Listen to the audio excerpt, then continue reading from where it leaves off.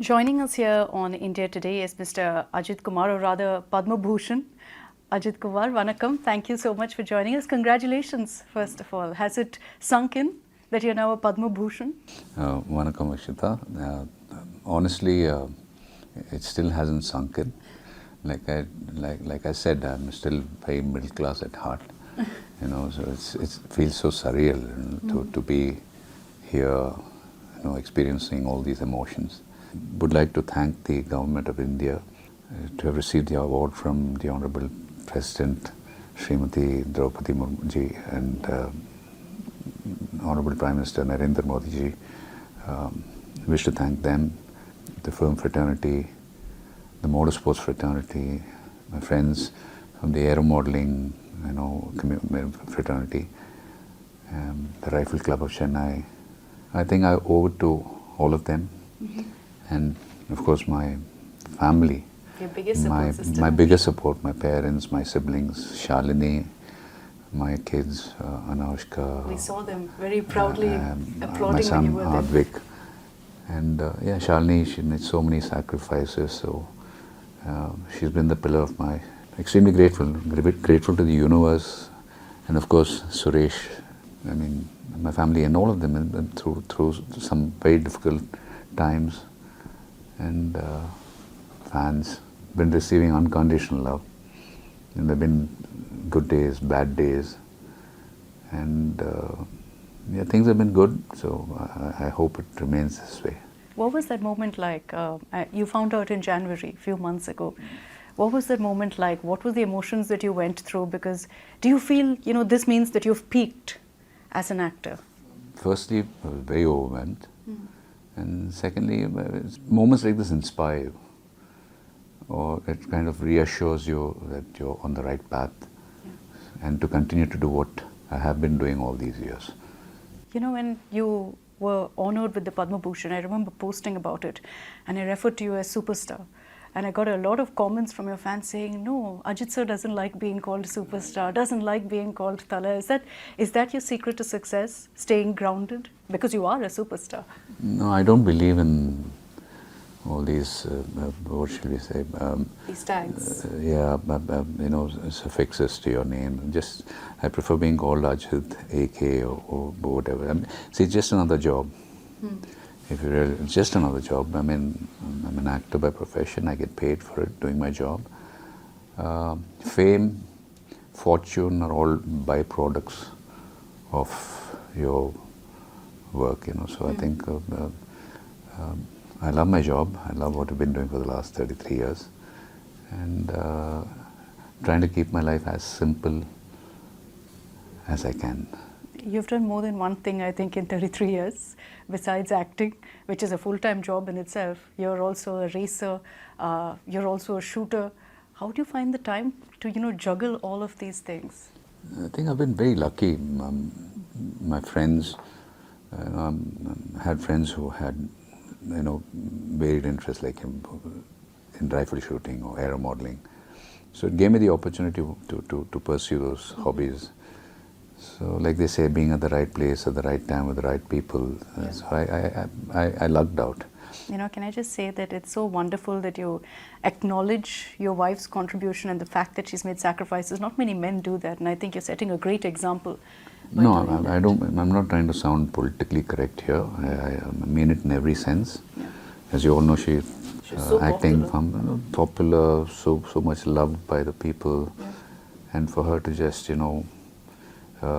take a back seat and support me every step.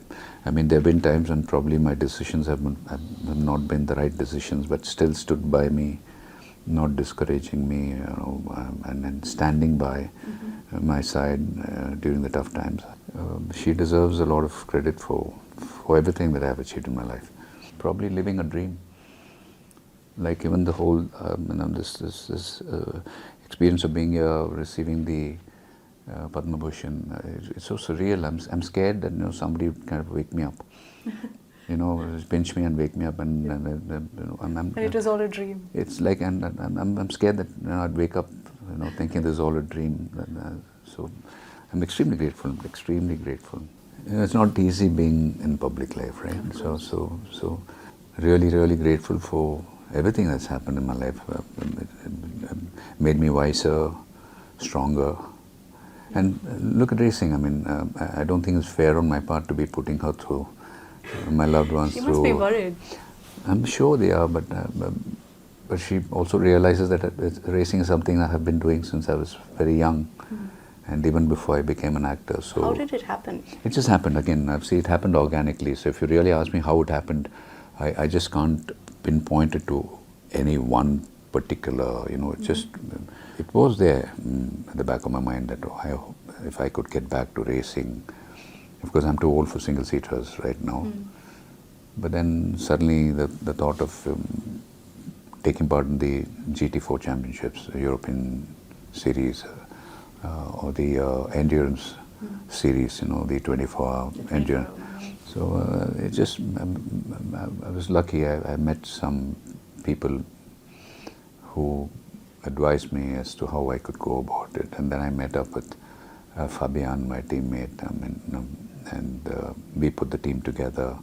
Yeah, just so like I said, probably it was meant to happen, so it just happened organically. But it is scary. I mean, I remember that one incident from February. There was a video, of course, of the crash.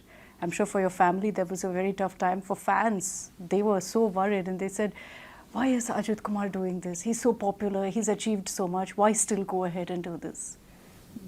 I think I find racing, motor racing a lot more safer than driving on the roads anywhere in the world. I'm not talking about India. I mean anywhere in the world, because the chances of you being involved in a road accident is a lot more than in a racetrack. And if you look at motorsports, it's all controlled in the sense like the cars are made to withstand the impact, protect the drivers, or disintegrate to a point that the driver is still, not affected by the crash. And then you have the marshals who make sure that the car that's involved in a crash is like cordoned off, and the other cars are not at risk as well. And only the medics are allowed to attend to you. And then you're racing. I mean, over a season you race with about 25, 30, probably more. I mean, sometime during the Dubai 24 hours, there were 69 starters. So over a season, the drivers get to know each other well. There's a lot of mutual respect, and you know each other so well. So there's a lot of trust and respect, and so I think that's a much more safer environment to be in than in the roads. I don't think people realize it, but I remember those pictures also. And sorry to interrupt, and again, accidents are a part of, I mean, unless you push your own limits and the limits of the car, how would you get to the highest level? So I would call it an occupational hazard. Like it's a part of the job. It's a difficult one. No, but see, you're not thinking of that all the time. You can't afford to just keep thinking, oh, will I crash? Will I be? You're focusing on improving your driving skills, your braking points. I mean, so many other things that you are taking, and that's the last thing on our mind. Yeah. But it's there at the back of your mind that yes, you could have a big one, and you just make sure that it's not a. It's more unforced than a forced error, So that's how you look at it. Be optimistic about whatever you're doing. Do you think you've, even in racing, reached a high? I remember those pictures of you with the tricolor when Ajith Kumar Racing accomplished so much. Was that a moment for you where you felt this is what I got into racing for, to make the country proud? See, I love motorsports. I don't want to fake it, saying, oh, I'm doing this to promote motorsports back home. I'm pursuing something that I love very dearly. It makes my soul happy when I'm at the racetrack. I hope you understand what I'm trying to say. In the process, if it reaches the people and people start following the sport, it helps promote the sport in some way or the other. I'd be a very happy man. I have a vision, and I have a vision that, I think we have a lot of talented drivers back in India. Look at what Naren Karthikeyan has achieved, Karun Chandok, and then there's Jahan Daruwala, Khush Maini, who's now a reserve driver for Alpine F1 team. His brother Arjun Maini, who's doing the endurance series. There's Sai Sanjay. There's so many drivers, and there are so many others who unfortunately haven't got the opportunity to race in the European series, because that's where people need to be. That's where the competition is really, it's extremely competitive, and due to lack of sponsorship and funds, they don't get the opportunity. So I would like to take this opportunity to probably let the corporates and sponsors know that motorsports needs their support.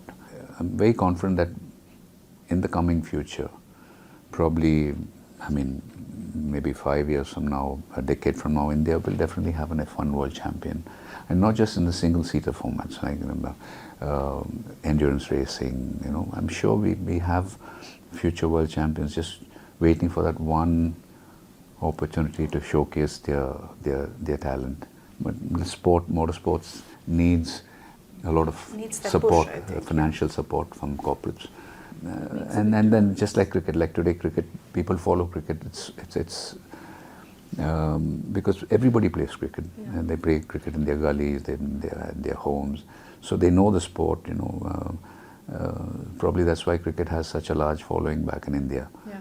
So similarly, if motorsports can also be televised like how cricket is televised, I'm sure the corporates would want to be a part of it and promote the sport. Hearing you speak about this, I think your passion is very, very evident. But I have to ask, between acting and motorsport, if you had to choose one, would you be able to? Is it passion that drives you also as an actor? No, I see. The fact that I'm able to indulge in all my hobbies, be it aero modeling, or even motorsports, it's because of my profession. Like I said, it has rewarded me to a point that I know I can pursue I have the luxury of pursuing my passion. So, and I love my job. Yeah. I probably don't talk about it often, so people may get the impression that I give films stepmotherly treatment, which is not the truth. People around me, like Suresh and everybody, know how passionate I am towards my job. And like I say this very often, I have very strong work ethics. I don't need to be reminded what my responsibilities are. Like for example, if I need to be, let's say, in Mumbai for a shoot next month, I don't need a reminder. I'm there. Come what may. And I know there's a lot of responsibility that comes with it, and probably I've been very sincere and honest that I have, achieved much more than what I could have imagined in my life. You did mention about how you choose not to speak too much about your career. Is that an intentional choice, to be as private as you can? Because you are in a very public arena, and your career, of course, puts you in the spotlight throughout. So do you choose intentionally to kind of step back? Yes, to be honest, yes. Why is that? Is that for your family, or is that personal choice? It's sometimes you need a mental detox, right? The rewards are so great that at times it can corrupt you. The love, the admiration. You receive so much of it that sometimes you lose touch with reality. So probably that's why it's a conscious decision that I take, that I step out of my comfort zone, pursue my passion. Like racing, I'm a couple of seconds off, from the fastest driver on the track, but where I'm a nobody. So it's a reality check. It's a reality check. You're a nobody. No entitlement. You're just a nobody, and I need to prove myself all over again. So it's like starting from scratch all over again. So it kind of it makes me, I feel so humbled to know that, yeah, okay, I'm a nobody, and I like that. I like that. I like to seek new challenges. If you really look at it, there are times when even Shalini jokes saying, Ajith, hobbies are they're called hobbies because you find a way to relax, but your hobbies are all dangerous. life-threatening or very stressful. So how do you call it a hobby? Maybe subconsciously I seek challenges to, like you said, give me a reality check from time to time, so that success doesn't hit my head. I don't take things for granted. My sense is that your definition of success itself is very different, because I don't think there's any other actor in the country who has so many passions, so many hobbies, and is so good at it. So, No, I do you think- define success very differently? No, I think I beg to differ. I think probably there are many actors like Madhavan Maddy. I mean, he's a very good RC pilot. Okay, I didn't know that. No, in fact, we fly together. I mean, he's passionate about cars. Yes. So it's just that probably some people don't talk about it. I know a lot of actors who have varied interests. They pursue a lot of. It's probably they don't talk about it. But see, this is where I differ in the sense that I think from what your wife said, that those are hobbies. For you, these are also, literally other occupations or professions that you're into besides acting. No, I really don't know how far I will get in motorsports, but I want to get to the highest level possible as a race car driver in terms of my own abilities. Okay, right now I'm not only a racing driver, but I'm a team owner. It's very challenging to raise the funds. I'm sure. But I hope over the next couple of years I achieve my goals. I've set a few goals for myself as both a team owner and a racing driver. And thanks to my teammates Fabian and Matthew and Cameron, fantastic drivers. And I have Mr. Shiva Swaminathan, a very good friend of mine, dear friend of mine, who's known me since I was 16 years old, who is now helping us out, with all the management of the team and even my motorcycle touring company. I started a motorcycle touring company 2 years ago. It's called Venus Motorcycle Tours, and that's registered in India. That handles all the tours operations within India. And there's Aspire World Tour, which is a company that's based out of Dubai, and that company operates tours, all the international rides. And right now we offer only guided tours. Okay. So we've had we are going to complete 2 years now in the next, probably in the coming month, close to about 60 tours. So I'm looking at life beyond films. I don't know if I can call it, term it as my retirement plans. I was just going to ask you. No, but yeah, I'd like to travel. I mean, I started working when I was 16. I turned 16, and I think within a month after I turned 16, I started working. So you've been at it for 30 plus years. More than 37 plus years. I wasn't academically inclined. I excelled in extracurricular activities and sports, and put me in a situation where I was given a choice of either pursuing education till I at least got a basic degree or work. I mean, my parents just gave me these two choices, but they said no idling away at time. I chose the latter. I decided to take up a job. So like I said, started working from when I was 16, and the film industry is a very physically and emotionally demanding job, just like motorsports. Yeah, after I'm done with films, after I'm done with racing, I'd like to travel. What better way than to run a motorcycle touring company where your passion, your hobby is also your. Kind of mixed into one. It's like you can have best of both worlds. The sense I get is that you grew up watching a lot of racing, not so much of films. No, we grew up watching films. I mean, Tamil films, Hindi films, It's not that it's probably I don't talk about it. You know, there's so many films that I've watched as a youngster. Which was your favorite film, or you think one that shaped you, and you felt that you were clear that racing is something that you're passionate about, enjoyed, but which was a film you saw and said, hey, maybe acting also is something I'd enjoy? No, acting was never on my radar. I'm an accidental actor. Oh. See, I worked as a merchandiser in a garment export firm.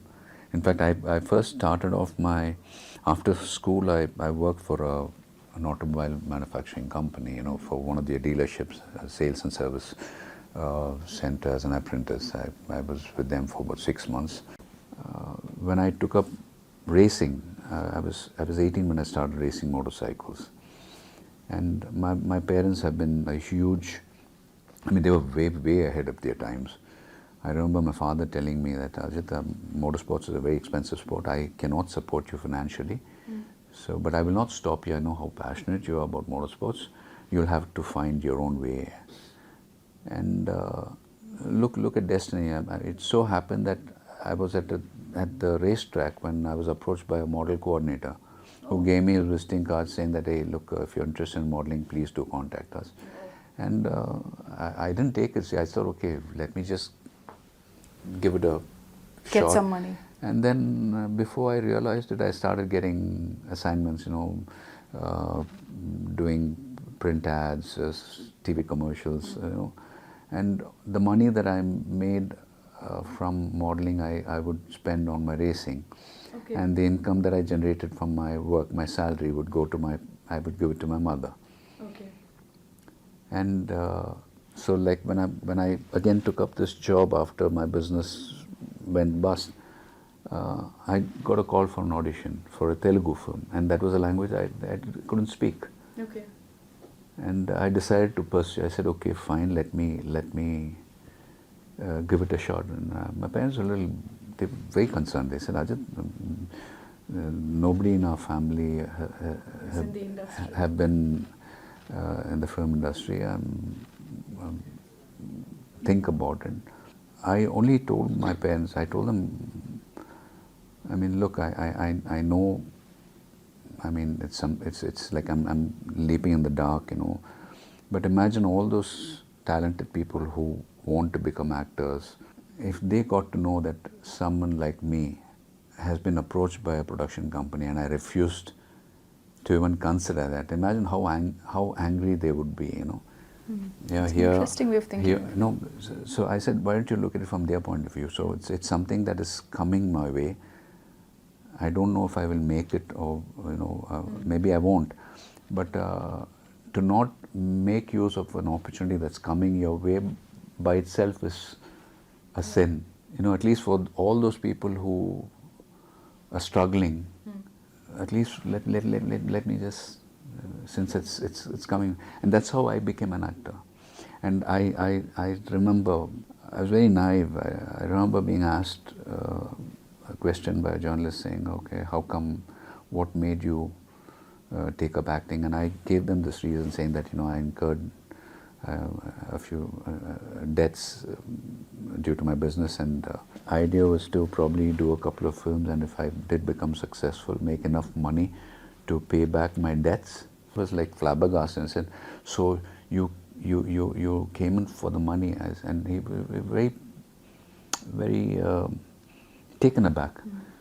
And I told him, look, how many people have the intention of paying back a bad debt? So why don't you appreciate me that I agreed to take a leap in the dark, unknown territory, accepting to do a film. First of all, I had to audition for it. And I got through the audition. So it wasn't like, just, okay, come act. I had to prove myself. I had to prove myself worthy of that opportunity. And that to a language that I couldn't speak. Yeah, and so like I said, sometimes certain things are destined. So you just live for the day. Be honest with whatever you're doing. Be sincere. Have strong work ethics, and not think about, if I may say this, I didn't come to the industry wanting to be famous or seeking fame. I wanted work. that could help me pay back my debts. If you look at my first few films, I was a terrible actor. I couldn't speak the language, even Tamil, you know, for the first, I think, first 5 films, I had other actors dub for me. I had a dubbing artist dub for me. It was only after, I think, my 6th film that I could dub for my own self. And I was criticized for the accent. You know, I had an anglicized accent, and even today, even till date, mimicry artists, you know, they mimic my my earlier modulation, but I worked on it. I worked on my diction. I worked on my Tamil. I worked on a lot of things, and I was sincere. I'm not saying I'm the best, but I'm honest to what I'm doing. So, which was your most memorable film in your own career? Wali. Oh yeah. Wali. I mean, Wali is, that film will always be close to my heart. Wow. I mean, probably got me the recognition. I mean, people took me. I believe that people took me seriously as an actor after Wali. Yeah, till then, yes, I did receive a lot of love and affection when Asai happened. You know, okay, you know, people liked me, but I think Wali was what really opened up a lot of doors for me. Yeah, my favorite is Kandukundi. Kandukundi, yes. I mean, there are a lot of films that have done well for me, but very few films remain close to my heart.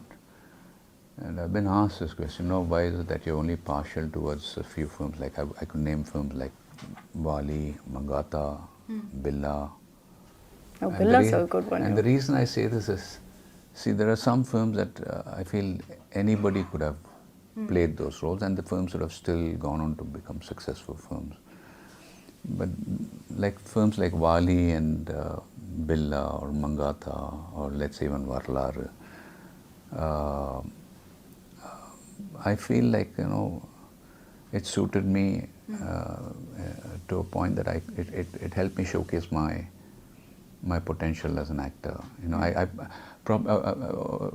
the right thing to say would be it helped me push my boundaries. Yeah, yeah.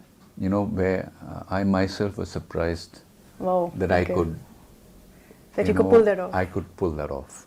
So that's the reason I named those films as my favorite films. Not that I'm disrespectful to the other directors, but these films really helped me push my own boundaries. Do you think, as an actor, I know you said that, you know, you're an accidental actor, you got into it because you wanted to pay off your debts. But do you think somewhere along the line in the last many years, as well as, you know, you've progressed in this industry, that you believe that as an actor also that there's a need to send the right message across to society? Do you think that burden should fall on actors or not really?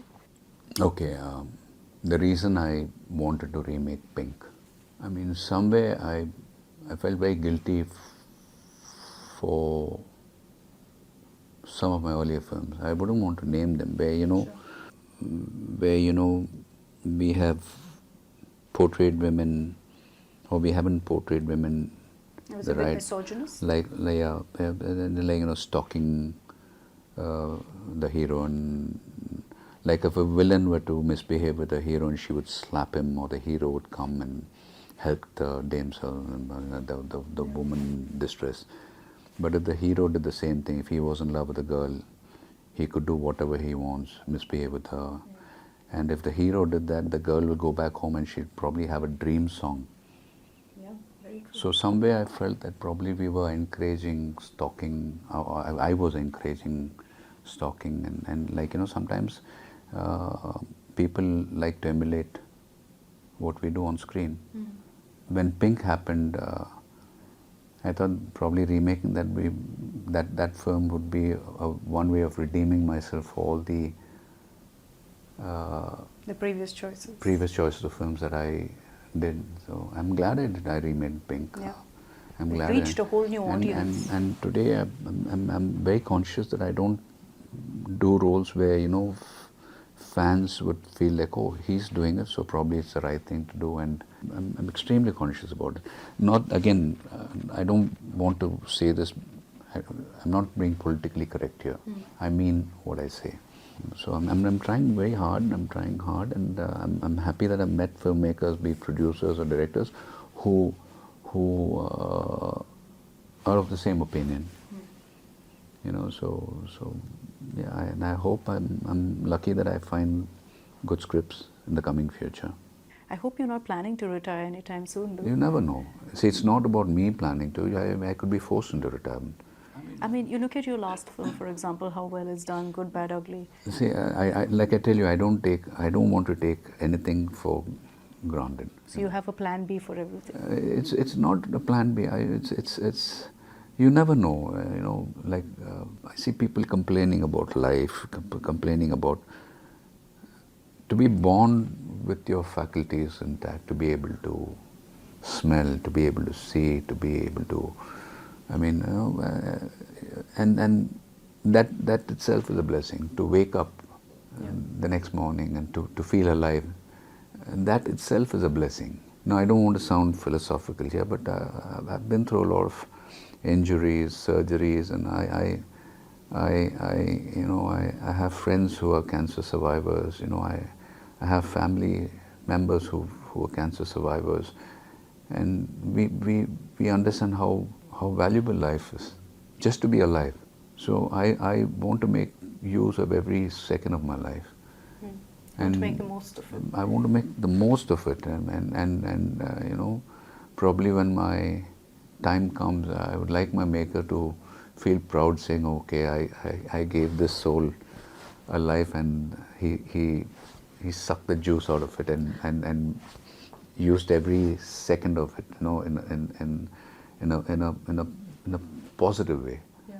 And that's how I want to live my life. I want to live life passionately and, yeah, not waste time at all. And it's hugely inspiring, honestly, for someone like me to listen. I'm sure everyone will find it inspiring. But, you know, when you go through these thoughts of how you define success, of how you want to make the most of life, I wonder, are there people who inspire you into, you know, thinking like this? Ayrton Senna. I'm a huge fan of Ayrton Senna.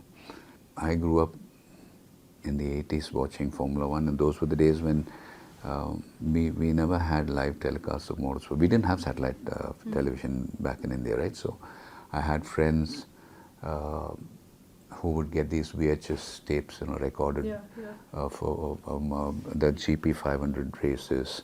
You know, I used to watch both two-wheeler, I mean, motorcycle racing and Formula One. And Ayrton Senna was one driver who, like, you know, I really idolized. And not only was he a great race car driver, but if you look at his interviews, I mean, very charming, very philosophical. Yeah, he's been a huge inspiration in my life. And the unfortunate part was he died on the 1st of May 1994, which happened to be my 23rd birthday, and we were watching it live. Oh my God. I mean, broke your heart. It broke my heart. It really broke my heart. I know you said you're very conscious of that, but I think very often you see in the film industry now, big actors are all talking about pan-India. Not just being restricted to one industry, but doing pan-India films, being a pan-India hero. Is that something that you're looking to kind of cater to, or you think that, you know, it's something you don't think about those? I told you I don't like to overthink. And come on, it's not something that's new. Earlier, I mean, even in the 60s and 70s, Hindi films are remade into regional languages. Regional films like Telugu films, Tamil films were remade in Hindi. We've had actors and actresses from South who've done extremely well in North India. You can look at Rekha Ji, Srividhi ma'am, Vaijanti Mala Balaji, and vice versa. You know, you've had actresses from North India do exceedingly well in South, Jyotika, Simran. So I think this pan-India thing is probably a new terminology that we're using, but it's been happening over the last probably 3-4 decades. So yes, maybe what has changed, I would say, is post-COVID, the OTT platform. Correct. It's opened up more. It's opened up, and in a good way. You know, today a lot of job opportunities for actors. You know, they have a choice of either doing theatrical films, release films, or doing web series. And web series gives you, the OTT platform gives you a choice of experimenting with scripts. where people are open to different kinds of scripts. So it's a good thing, and I'm happy that OTT happened. Yeah, because you opened up a lot. It has opened. I mean, it's social media. Yeah. Again, if you look at social media, I mean, it's a wonderful tool. I mean, look at all the apps that you have today. We tend to blame, internet, saying, "Oh, it's become." It is toxic, but I wouldn't blame the tool. I wouldn't blame an app. It's who gets to use them and how they get to use them. It's a mindset. It's like a pen. They say pen is mightier than a sword. You give a pen to a good soul, he can probably change the destiny of a country or a nation for the better. You give it to a thief or a evil-minded person, he can probably commit a murder with that same pen. So would you blame the pen, say, or ban the pens, it's or a knife? You can save a life with a knife, or you can take a life with a knife. It depends if it's a doctor who's holding it or a thief who's holding it. Yeah. So don't blame the tool, don't blame the app, or don't say, oh, this is, so it's blame the people, who misuse it. So I think internet revolution it's a wonderful thing. But is it a conscious choice by you to kind of stay off the social media space? Yes. That you are not active on it? Yes. And why? Because you are into current affairs, you track what's happening. No, as it is, we can get a lot of attention. As it is, we can. So yes, I'd like people to know. Sometimes I'm excited about my motorsports or my aero modeling or my passion. I'd like to share it, but not to a point where I want to have my own account. I am not comfortable with that idea. I'm still a very private person. With the people I've known for a long time, I'm like, I'm very, when I get comfortable, I'm very transparent, and I share a lot of things that happen in my life. But otherwise, I like to keep it private as much as I can.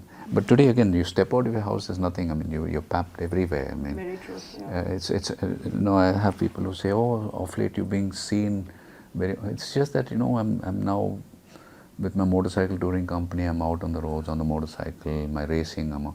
So whether I like it or not, I mean, I'm being photographed, or there's no way we can escape not being seen in public. So it's not that we actors are seeking attention. It's just that comes your way. It's just, I mean, you can't escape it, and that's the way it is today. It's an occupational hazard. I wouldn't say it's again. I'm not saying it's a bad thing, but it's not that we are seeking attention. I mean, you go to the airport, somebody's I mean, there are people who take pictures. There are people who are recording you, checking in, checking out, getting in, getting out of the airport. So there's no way you are not going to be seen on the social media. Yeah. So we saw it right now. yeah, so many people. So I mean that's so the world has changed. I mean a lot of things have changed. Which is why I asked, like if you're I say, moving with the times. no, change is something that we have to accept. My daughter is 17. She turned 17 this Jan. My son turned 10 March, and I constantly keep telling them that. Do not define your life by results like being successful or by success or failure. Do whatever you're doing to the best of your own abilities, and accept change, or force yourself out of your comfort zone. There will come a time when you feel that things are smooth sailing. Force yourself out of your comfort zone before others force you out of it. So let it be your decision, your conscious decision to get out of your comfort zone, to know that you're nobody. Yeah. Take up something new, take up a new challenge, take up a new skill, I mean, work on it. It could be anything, but challenge yourself. You live by that principle. See, again, I lucked out, and I'm very lucky that I have Shalini, my friends who brutally honest with me. I mean, merciless. I mean, if I mean, it could be anything that I do, and if they just tell me up front. To your face. There's no sugar coating. There's no like, oh, how do we tell him? And it's on my face. So it's like I go back home. There's a reality check every day. You don't need critics. You have critics in your and life. my children. I mean, they're brutally honest with me, and so I'm under no false belief that everything's like And, I have people who put me in place when I get back home. There are no illusions. Absolutely no illusions. Absolutely. And I would hate it if I had friends who were like, only Applauding you applauding me, singing hosanas about me, I would hate it. I would hate it. Yeah. You were talking about fame, and everyone talks about how great it is to be an actor, how you're recognized worldwide. Is that really the view that you also see, that it's great to be a celebrity? See, not just about being a celebrity. I mean, it's about being at the top of your game in any field. Okay, you could be an actor, you could be a sports person, or you could be a politician. From my experience, and I say this very, very modestly, initially, when you attain success, there are more advantages. You enjoy a lot. The benefits of being famous and everything, till you become really successful. Then the advantages, the disadvantages outweigh the advantages. You suddenly become the envy of a lot of people. Initially, when you become successful, you looked up as a role model. Versus becoming... And then when you really attain peak success, then you become an envy. I mean, people become envious of you. So the disadvantages outweigh the advantages. So when you go to a particular place or something, you're intentionally made to wait. Truly? Yeah, it's happened. I don't want to. There are times when there are people who intentionally you seek an appointment and you're intentionally made to wait because they think, oh, just because you're so and so, you expect me to cater to you. To cater to you, is it? Wait. My God. So, so there are a lot of, there is a flip side to being successful as beyond a point. You face a lot of ego. I see, again, people in public life, you face a lot of prejudice. As much as yes, there are benefits, but there is a flip side to it. But like I said, I'm a very optimistic person. I move on. Like, for example, I avoid confrontations. Not that I'm an escapist. I like to choose my battles. So there are some things you believe is out of your... I like to choose my battles. Sometimes I feel it's better to lose a battle, but it's like just move on because it's a waste of time. Yeah, because you keep going on. Just keep going on, and it has worked for me. So I wouldn't say it's escapism. It's just that from experience I realized that some people are not worth your time. Yeah. You understand what I'm trying to say? So you prioritize. I compartmentalize. Like, it's like packing lunch to work. It's nice when you have your food sorted, Correct. The gravy and the dry and the chapatis and dry. Yeah. Imagine putting everything together and mixing it up. Yeah. That you do only when you're in a rush. Correct. Sometimes you're forced in a situation where you have to eat that way, or either on the move, or you're on a job, you're on the roads, and you're like you're a journalist. There are times when you don't have the time for a proper meal, and then you just do whatever. Yeah. I mean, those kind of situations do happen in life. But it's nice to so in life we will have a lot of problems. I have faced a lot of problems. I compartmentalize. Sometimes health, wealth, relationships. So you see what is important. And you choose and pick. So from time to time, sometimes priorities change. Sometimes you say, okay, your health can take a back seat.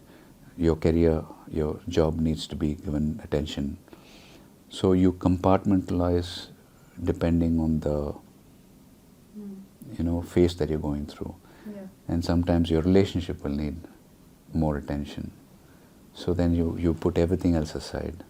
and then you focus on the relationship. You know, so I try to compartmentalize. I'm not saying I've been successful. Most of the times I fail, you know, but it's a never-ending process.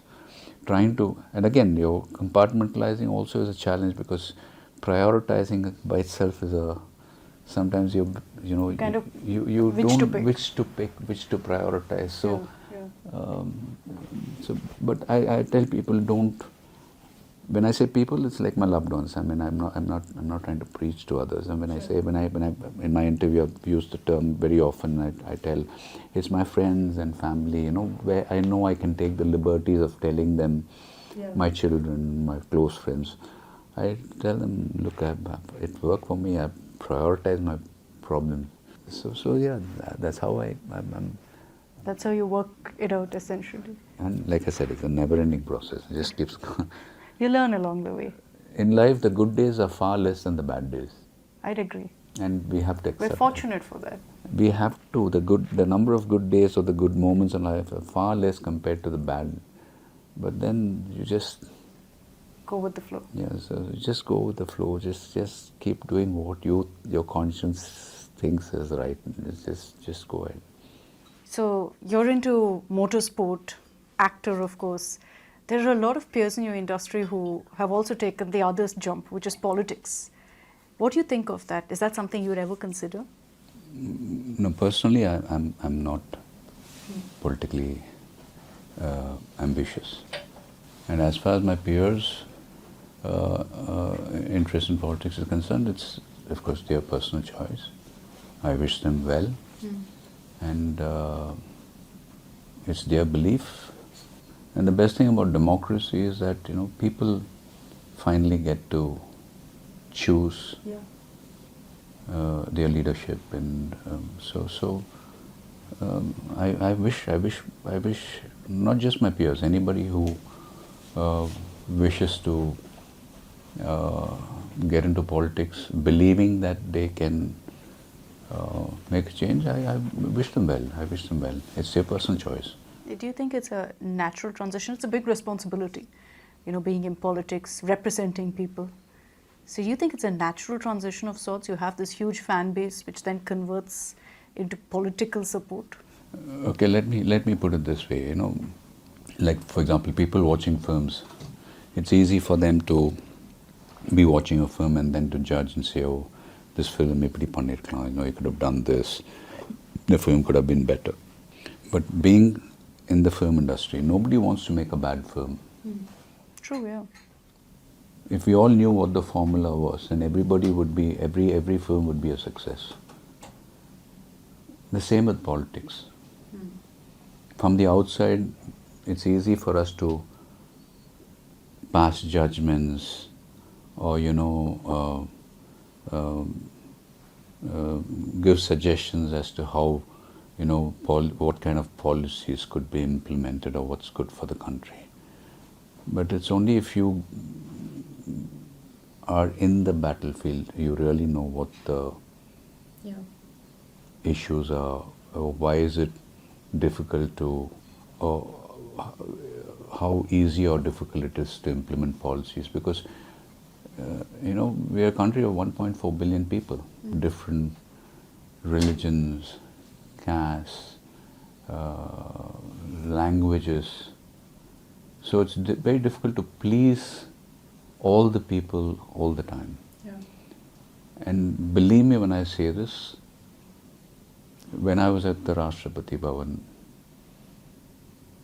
you know, right from entering Rashtrapati Bhavan, following the protocol, going through the security, I could feel the weight of that responsibility that leaders have to experience every day in their life.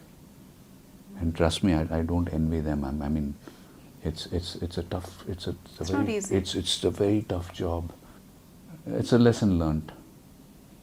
You know, I've always been apolitical. You know, I've tried to be very consciously, and then I think you know, that's the way I would like to be. Be it state politics or, you know, center, national politics, I'll definitely be very conscious in passing my judgments, even among my close circle, you know, Yeah. because I could feel that at the Rashtrapati Bhavan. I could really feel it. Just the sheer burden of the That's responsibility. no, I wouldn't say burden. It's the Weight. responsibility of a country or a state on one's shoulders. Is something really, really, really.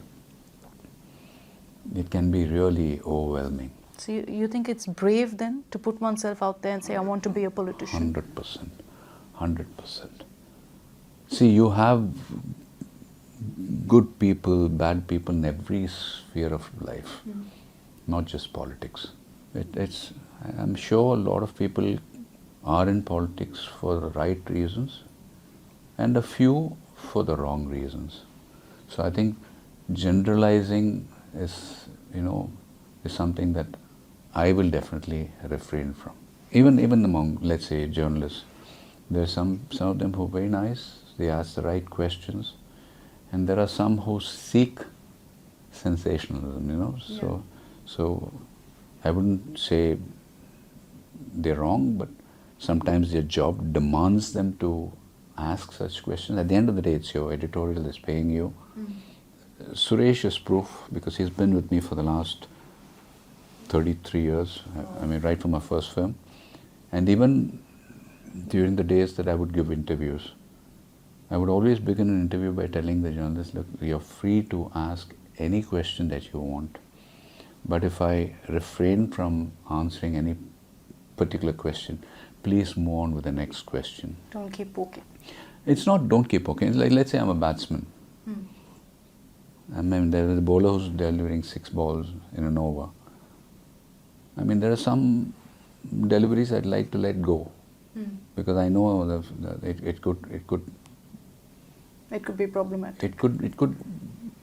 I could score a 6, or it could put me in a problem. So then, you tend to. So give me that. As much as I accept that, you're being paid by your editorial or whichever publication that you work for, and it's your job to ask questions. I'm nobody to tell you what to ask. I'm not paying you. But at least, let there be mutual respect, where let me decide what I wish to answer. If I remain silent for, let's say, more than 10 seconds, please assume that it's something that I am not comfortable answering, and move on with the next one. From what you tell me of, what you believe in, the circle that you've kept yourself around, I want to understand from you, now that you've been honored with the Padma Bhushan, what is the legacy you'd like to leave behind? As an actor, as a racer, what's your legacy to your fans or to anyone? I mean, all I would say is, today in my life, I fondly remember, and I keep a few people in my prayers. I mean, they could be my co-stars from the film industry, directors, producers, who probably nowhere on the radar today, or my ex-colleagues, for the only reason that they treated me very well in the initial days of my career. I would want to be remembered like that. I don't want to leave behind a legacy, but if people, when they get to somewhere in life, let's say a decade, I mean, take you for example, I mean, you're starting your career now, I mean, let's say 20 years down the line, when you achieve all your goals, all your ambitions, and if you remember me as one of those people who treated you well, I think that stays with you. Okay, who are the people who treated me well when I was starting off on a new career, on a new path? And if I figured in that list, I think I would be very happy with myself. So you want to be remembered as the person that you were. I mean, I tell everybody, let's just be, I mean, success, failure. Like I told you, I mean, I could be forced into retirement tomorrow. I don't believe that. No, let's be realistic here. Let's not. I mean, I could be forced into retirement tomorrow, or ill health could put me out of work tomorrow.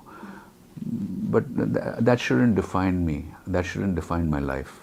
You know, I would like to be remembered as someone who's been nice, who's treated people well, who's been kind, irrespective of the social sphere they come from. And that's how I would want others to be. Just be kind, just be nice. Yes, there are times when I have my bad days. Everyone does. I mean, there are times when I have my bad days. It could be at work, and there are times when I'm, you know, sometimes people say, "Oh, Ajith, yeah, okay, nice guy." They probably met me when I was, you know, in a good mood. in a good frame of mind and being myself. Sometimes, you know, and then I've obliged for autographs or pictures. You know, they would have found me nice, approachable. And maybe there are people who say, "Oh, he's an arrogant guy," you know. And they probably approached me when I was preoccupied with, you know, other things. You know, maybe I was dealing with a health issue or a problem that you know was stressing me out. But these are moments. But in general, the character that you're born with. I mean, I'd like to be remembered as a nice man. And I know for a fact that consciously I haven't. Consciously, I've never tried to. I've never hurt anyone. Maybe subconsciously I have, and if at all I have, I'd like to take this opportunity and ask for forgiveness. And probably today I'm a little older, wiser, and I hope I be a better person as time goes by. I think that's a great note to end this interview on. You've been very indulgent with your time. Thank you very much. And congratulations once again to you, to your family, for this great order. Thank you so much. Thank you. Nice talking to you on that.